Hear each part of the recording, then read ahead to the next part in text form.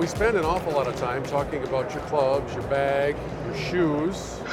We got to take care of your hands because a good grip on the club is essential, and nobody does gloves better than our friends at FootJoy. DJ Zabkar is living in the world of golf gloves, right? Absolutely. How long have you been doing that? I've been doing gloves for almost 10 years now with FootJoy, doing the brand about 12, so the last 10 of them been focused on gloves. So you know everything there is about the connection of my hand to that club and getting the right glove fit. So take us through a little 30,000 foot view of the FootJoy world of gloves. Yeah, absolutely. Well, we got to go back to 1981, and that's where the story today starts, right? 1981 is when we entered into that world, and when we launched the first Stace Off.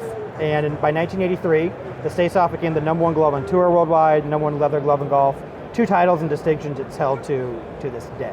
So there's a lot of history, a lot of background, and over time we're always developing, searching, looking for. What we learn over time leads to a very wide range like we have up on the wall today.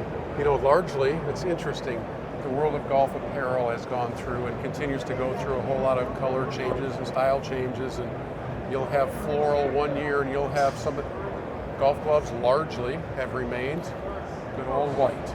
Absolutely, yeah. So we see a lot of people always gravitate towards the white glove. It's as much a part of the look, but we always focus on the essential equipment perspective as well. Now we definitely have a space in the world for people that want to add fashion and a little color pop to the game. We absolutely love that too. Yeah. Like you said, you see it in footwear, you see it in apparel. Those options do exist for gloves, but a strong majority of the golfers tend to stick with the gloves, and we would call pearl or white for sure. Okay, so how do we know we have the right size on our hands? Oh, a couple different things will lead to it right away. First and foremost, when you put a glove on for the first time, you want it to fit like a second skin.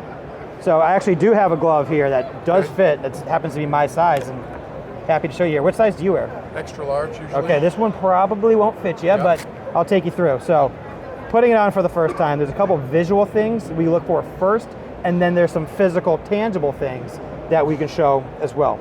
So first time you're putting it on, like I said, you want it to fit like a second skin. So it's supposed to be a little tight. When you're strapping the glove up for the first time, you want a 1/4 inch of Velcro to show first wear always. Okay, so not flush to the side. Absolutely not, because the leather, especially in Stace Off, the leather is so supple, it will contour and stretch to your hand throughout the lifespan of the glove. So if it comes over too far on the initial wear, it's going to potentially overstretch and start pulling and twisting in areas you don't want to. Especially as your only connection to the club, you want a glove that fits you just right. That makes perfect sense, and yet I have some friends who shall remain nameless in this conversation who haven't replaced a golf glove in 8 years. Now I know these are durable, but they're not 8 years durable if you're playing frequently and you're getting wet and sweaty and that kind of thing. How do you know when your glove needs to be replaced? And don't just say when your fingers or tips are showing through the ends. That's one. Dwayne. Well, for Dwayne, couple of different visual things. Depending on, there's a lot of external factors that will go into it, and obviously it starts with size. But a couple of visual things, obviously wear and tear, a little bit of fraying of the leather in the palm area where you're making the grip. You can see it as it stretches over time. You might want something that fits like that second skin again. But most common golfers will see something that wears out in the thumb area or the bottom of the hand here.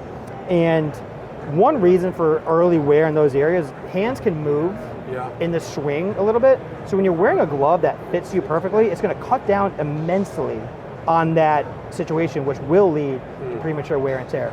We always suggest people to rotate gloves throughout the round, whether it's every couple holes, every 9 holes, every other round, having a glove they use on the range or separate from one they play in. We encourage all of that, and that's because it's going to expand the lifespan for each one of those gloves. But it always starts with wearing the right fit.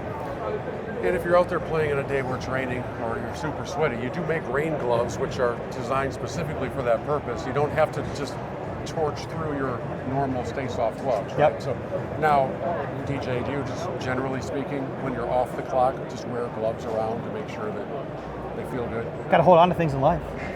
Got to perform everywhere. I'm picturing you with the TV remote at home, with the glove on, just to make sure you don't get a callus on your finger. It's tough to drop it. It fits snug so well. Got a good grip. Yeah, it's, gloves is essential equipment to us. This is a performance category. It helps the golfer play and perform better. That's important to us. All little details aside, But I do wear gloves a lot throughout the day. Got a lot of gloves to try on. Well, and I will say this in closing. You spend $600 on a driver, you spend $120 on your shoes, you might buy a belt for $80. Stop using gloves that have absolutely no palm left to them, no fingertips left to them. Spend the $12 it costs for a new glove, and your game will improve because of it. Absolutely, we believe it very much. Thank you, man. My pleasure, thank you. Nice to meet you. No glove on the shake hand, by the way.